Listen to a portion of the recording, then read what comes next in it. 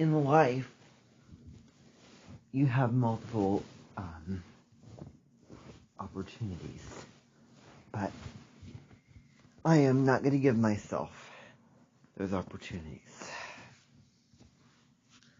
I don't know, I hope I'm not a black and white thinker, but it would be just the neatest thing if people would, like for people that make films, if they don't worry about things being exactly perfect, they just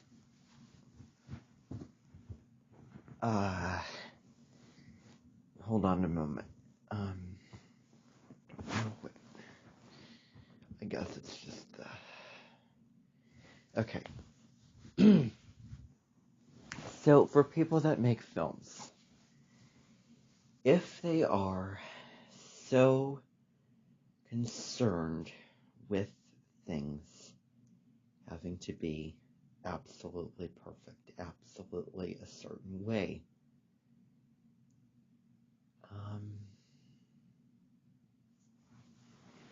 excuse me. Just shut the door real quick.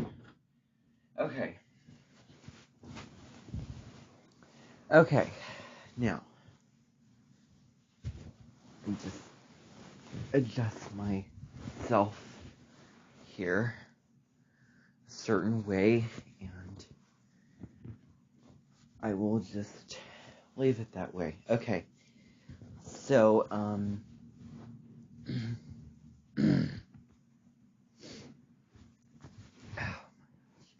as I was saying, losing attachment. I'm not necessarily doing that here. I guess I'm just gonna sit on my robe. Okay. So I'm talking about losing attachment, and right now I am very attached. Oh, okay, that was the problem. I was sitting on one of my little things. Gosh. Okay. Good grief. Alright, so I'm good. But so, what if, as I was saying before, a filmmaker just decided, hey, we are not going to do retakes. Let's just film this scene, this process, this shoot, this segment, and whatever it is, it'll be what it is, and everybody's going to see it. That way, no camera, energy storage, memory is necessarily wasted, because you just keep doing one thing over again, and then over again and over again, and it ends up being you just use energy off of the thing. You just lose energy. And, I realize sort of the arena in which this is going out. But I have decided Saturn is in Aquarius. It has been for the past couple of years. Last year, the beginning of last year, end of the year before then. So so Saturn entered Aquarius March 2020. It stayed there for a brief time, retrograded back into Capricorn, re-entered Aquarius December 17th, 2020, and met up with Jupiter conjuncted at 0 degrees in Aquarius. So both Jupiter and Saturn in Aquarius, the Great Conjunction, the winter solstice in the if you're living in the northern hemisphere, December 21st, 2020, and then it remained there up until now. And Aquarius is about freedom. It doesn't want to just fit the status quo of, oh, you have to walk in this line, you have to march, and this is what's expected of you. This is what you have to do. This is the meal that you have to eat. These are the rules you have to follow. These are the steps that you have to take in order to achieve this. Step by step by step, up that ladder. Well, Aquarius is the reinventor of so many things. So many things. And Saturn presents a challenge, presents an obstacle, presents an opportunity for us to truly evolve and to truly become better human beings. I am not going to worry about being right or wrong and restraining myself. You know, because when I restrain myself, the video doesn't feel as fun to do. When I don't restrain myself and I am uninhibited, and me uninhibited is pretty ethical in terms of how I speak, because I don't curse or, do anything like that. But, does it feel fulfilling? Does it feel exciting, entertaining, nourishing, or does it not? Are you censoring or guarding yourself? It's like so many different versions of yourself that, one way you present one way you present yourself this way, and then another way present yourself that way. It's like, it gets so complicated. And with the north node of the moon, which is where we're supposed to go in Taurus, it's like, simplify your life. And Taurus is square to Aquarius, the old versus the new, argument. But, coming out of the Saturn and Aquarius obstacle, I started a YouTube channel, and I have created songs and then put the songs out there for people to listen to. So I'd say that would be breaking out of freedom, but it didn't feel too risky to do that. It just sort of came about, that I started a YouTube channel. If I didn't put videos out publicly for people, it would be very limiting. It would feel like I would be holding myself back. And with the Saturn and Aquarius, do not. I was seeing a comment by somebody the other day, 2 days ago. The comment was in response to one of the songs that I did. It was nice voice, avant guy. I believe that was what the comment was, and I thought that was really, really neat. And I don't know, it just feels like part of the channel to do song videos. It just does. Certain inspirations just come about, certain themes, certain aspects, areas sort of cobbled together into what can be for, what can make for, a certain song that I'm singing, composing. I have a song for Saturn and Pisces that I did, and I also have a song for Saturn retrograde in Aquarius. It's a certain, and then one for Mercury retrograde as well, that you can go listen to.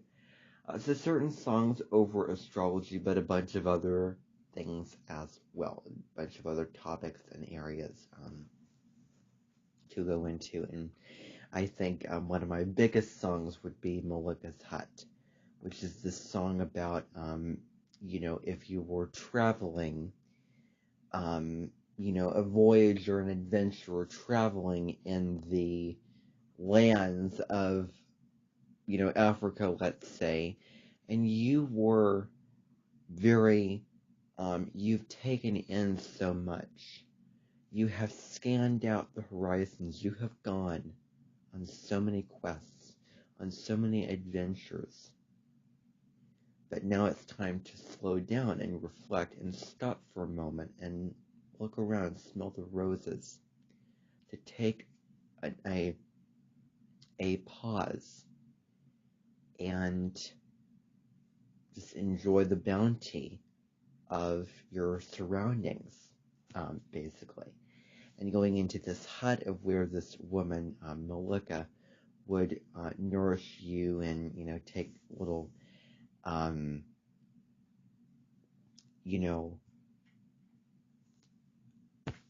ointment, rub your legs, laying down, having it, getting your feet wet, just chilling out and then setting off again. So you can go listen to that song as well. But so, yeah. So those are all areas that are going to be very, prevalent. I mean, there's so many different things. But so, just releasing attachment to wanting to get this right, wanting to say the right thing, say the right line, like if you're in a stage, performing on a movie or whatever, you have lines, and to say them correctly and to practice them over and over again, but not to over practice them, because what happens when you over practice something? It becomes dull, it becomes tiresome, it becomes meaningless after a while. It does. You've exhausted the throw. I mean, just practice it enough where, okay, I've got this. And go out like, oh, you're just making it up. You're just being spontaneous, not that it's forced, not that, you've done it so many times that it's just like, to you, that's how it feels, but to the audience, definitely not. That's the thing about improv, is just the adaptability, that you sort of, whatever happens, you just sort of take it as you go. You go along with it. You don't, start over, oh, it's not perfect. Oh, it's not perfect. And I'm really redefining right now, I mean, at least today, really redefining what perfection means. Because perfection and scriptedness can really, really get old. It's like restrain, restrict. Like, if it's not perfect, oh my gosh. No. I would say that the audio that I'm doing right now is perfect because I am just being myself.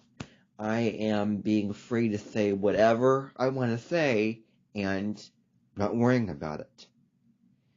And and I hope that it's entertaining and interesting.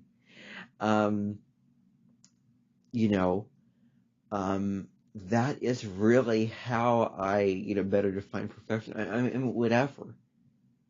Even with the imperfections of things. And, there's certain things, there's certain technicalities and, right and wrongs of life, such as, you put sugar in your cake.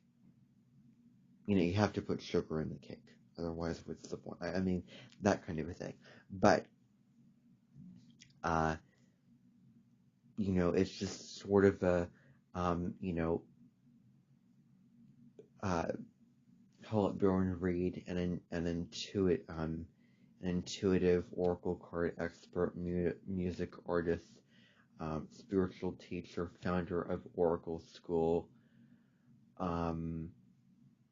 She had a TV show years ago called Messages from Spirit, called nature in the flowers and the birds in the sky and all of the amenities of it blossom.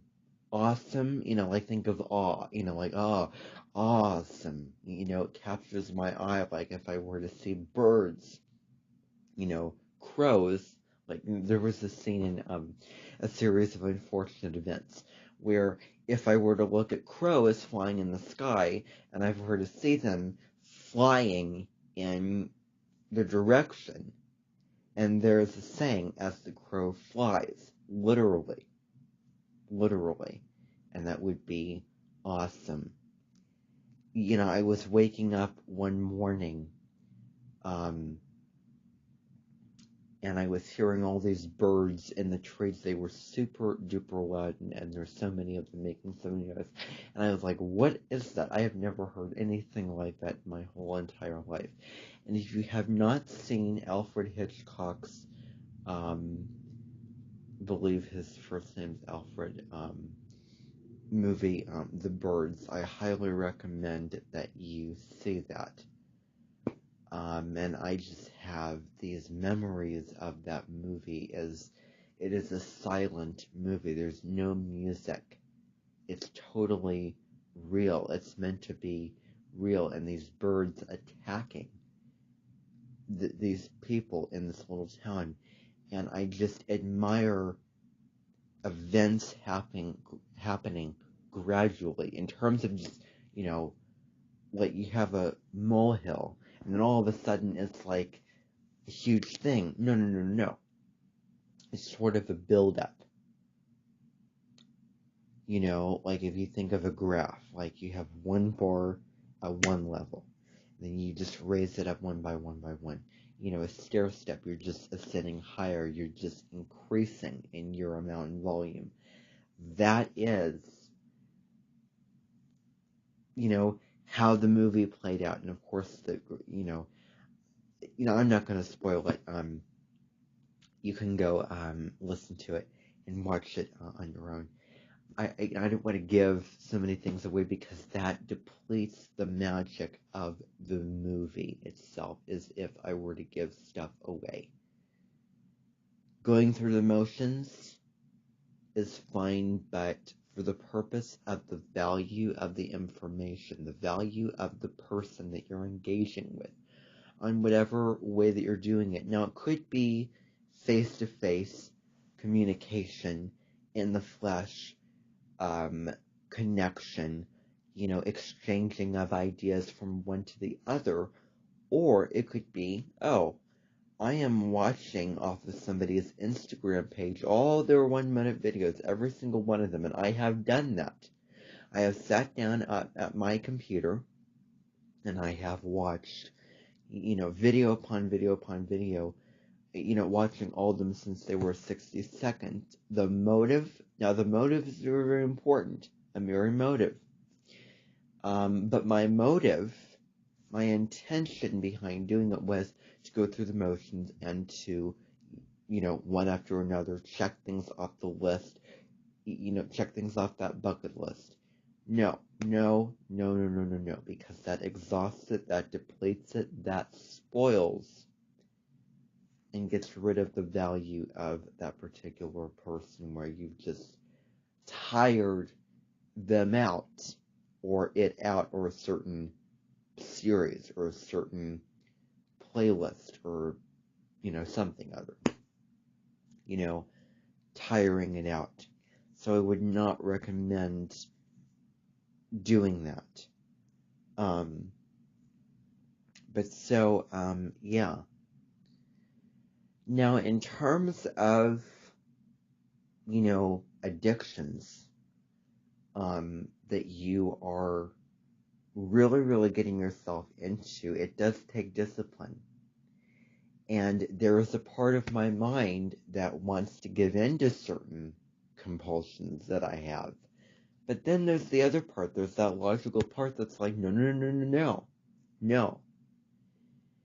And I have shut that voice off. I have, like checking if the keyboard's off, if this is, if I have shut the bottle of hand sanitizer, if all these little details are taken care of, I check. And then when I have the obsession, I check consciously. And then after I check consciously, then if I have the compulsion again, I just detach and resist it, and then move on with something else. Get my mind off it, distract myself, etc., etc. That is the way to do it. You know, now, certain things have their in-between flavor. Other things do not. It's either one way or the other way. It's either you go this way or that way, left or right, black or white. And given a situation where I would be, say, going to, a barbecue, somebody, barbecue in the summertime with, cornhole, um, with different, fruits and vegetables and steak and meat and hot dogs, etc. Cooking and with appetizers and desserts, for 4th of July, for instance. Here's another thing that's just coming up. If things are so perfect and it's like a certain format of where you want to get it right, of where you're just, finding yourself fitting the mold of something, then just relax and be free and allow whatever is to come up and to be, because that is the beauty of life, is that variety, that authenticity, those imperfections of life, the flavor, because that perfection, and like even that has flavor, but it's like if I were to have a strawberry that has less sweetness and less of that rich dark color, and then I have another strawberry which is plump and it's so juicy and refreshing and it's just so. That's the kind of metaphor I want to bring into the picture. But then going back to what I was saying, you are in a situation where it may be somebody, you may be meeting somebody that you just don't like, that you have tried time and time again to get along with, to bond with, to make peace with, to draw the olive branch, to compromise, to sort out any issues. However, the deal is, it's impossible.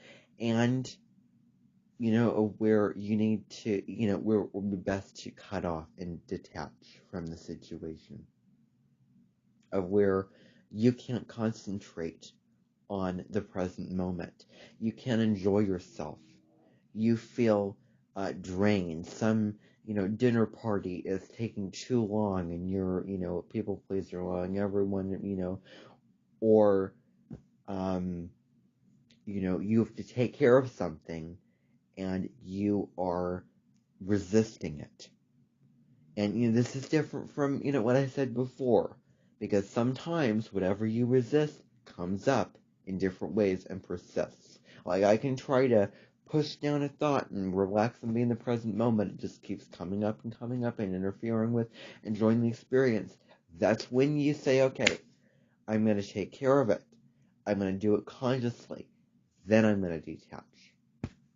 It's the 3-step process.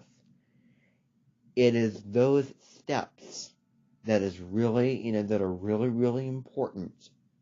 Okay, so, that's what I want to say. And those are those steps of where you need to take care of yourself and not to let the good times pass you by. And, there's like a song, don't let the good times pass you, something like that. This is my experience. This is my experience. I mean, I am having so many ideas come to me here. If you are watching a movie, and if you have these little, if you have, let's say, you need to clean your glasses, or if you really, really need to get something, to because your mouth is dry, and if you need to put chapstick on. And you're sitting there while this wonderful performance is happening, while, these people are singing these songs in which you could be so in the moment, so, in the present with, and just sit back, relax, and enjoy it at that state of groundedness and peace, Taurus and Virgo, Taurus versus Virgo, in terms of these signs, they're both wonderful, but in terms of the energies, definitely Taurus, because Virgo ruled by Mercury can be hyper and high strung. But so, you're letting these things happen, and you're missing being in the moment because you can't put a pause on the program and take care of it and follow those steps and then get back to it. It's all a balance. Things are a balance in life of where, if you're watching a movie, you notice that you're getting into that high strung energy of where you want things to be perfect, or where something's on your mind and it's bothering you. Stop, take a pause, take care of it, detach, play the thing again. Don't worry about the experience of watching it being absolutely perfect. That's another thing too. Detachment from that is very important. Now, this could be, if, also if a situation is draining you, if something or someone is, draining you, if you have this urge, this desire, this big dream, and and if you try to sit on it and it's not working, then do something about it. Take action. It depends upon your situation. You need to be realistic upon your situation. I mean, if it's something like, you have gone down the highway and you forgot something, but you're not that far from your house, you can go back and you can grab it. I used that metaphor before, actually. But if it takes too long to take care of, and it's just not practical at that time, relax, ground, be present, take a breath, probably shut your eyes for a moment, and open them again. And that's another thing too. When my mind gets so frazzled and so buzzy with this thought that, that way, and just so many things, I find shutting my eyes and relaxing and breathing and then surrendering to what is, whatever it is,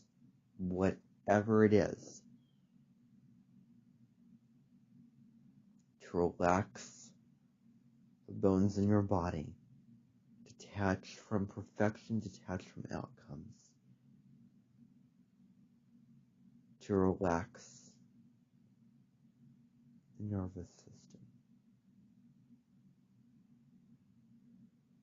Who cares if something goes wrong? Okay, there may be something that would go wrong. You may miss a step. You may make a mistake. You may have forgotten something. But here's the silver lining. Were you obsessive about it? Were you high strung, and were you not at peace? Were you not centered?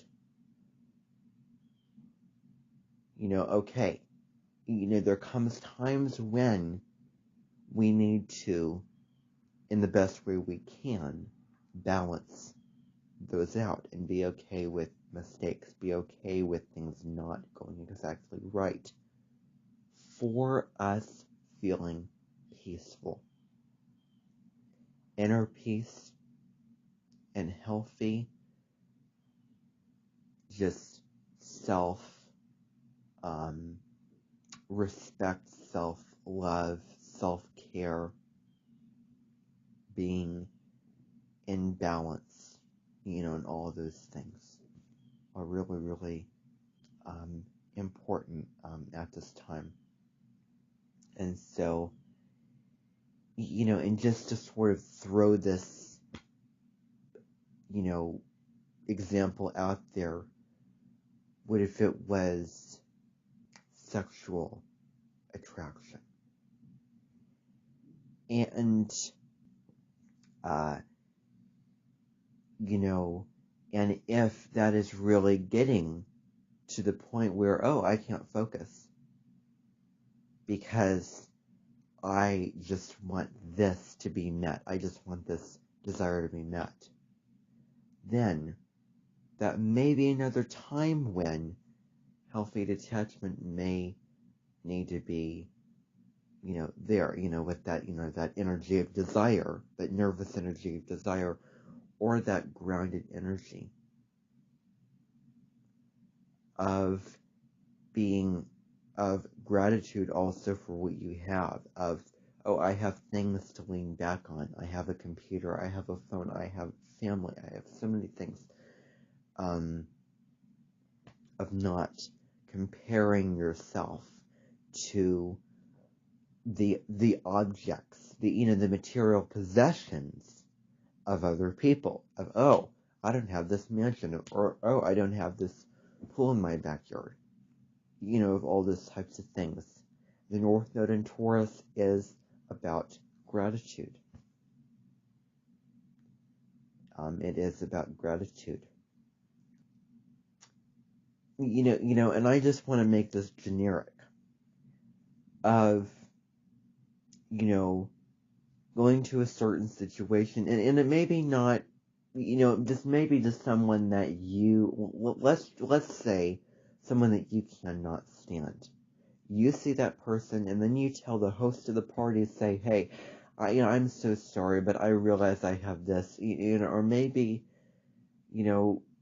say, and I don't usually stand by this, white lying, but, I have to go. It was so much fun. I'm so sorry I can't stick around. Bye bye. And then detach without, hesitation. Just get in your car, drive away, go home. Prepare yourself a meal for that dinner, and then sit back and watch a movie or watch a show on TV or watch, YouTube or Hulu. Netflix or something, and then have a nice evening, and then wake up that next morning, and then move on. And if that person texts you, say, hey, where are you? Why are you not here? Why are you not doing this, etc. Then how you answer is based off of you. Simply the act of just seeing that text message on your phone, and then shutting it off, putting it aside, ignoring it. Seeing that little wooden sign, and you just see that X, that red X. Nope, no. I'm going to detach. I'm going to ground my mind, be present, and put my attention elsewhere. That is, very important to do. And it's a good little skill, good thing that you can have in your sort of life toolkit. Now, the other thing that I will say is, the thing that has been very interested in. I have a video that just one little thing I want to touch on before I end this constant audio. There was this thing I did a couple days ago, Past Astrology, the North Node in Scorpio, August 27, 2012, through February 23, 2014. I was watching this one video. The thing I do not want to do when I explain what this nodal placement, South Node Taurus, North Node Scorpio, means personally is I do not want to repeat myself over and over again. I don't like repeating myself. I don't want to be one of those people who has limited information and repeating myself. Nope, no. I do not want to be that way. And I tried not to be. Because I really believe in variety, of your words and being creative with what you're saying. So, anyway, I don't want to repeat over and over again that the people who have North Node Scorpio have to listen to others, open up to others, allow others to help them, being receptive to others, allow others into the world. Like, see how I'm repeating myself? It's all about others. No. Bring it back to you and your own personal values. Instead of saying, oh, North Node is in Scorpio, you can't be closed-minded. You have to open up to others and allow others to... No. This isn't about others. This is about relational attachment to the material things and environments that hold you down to where you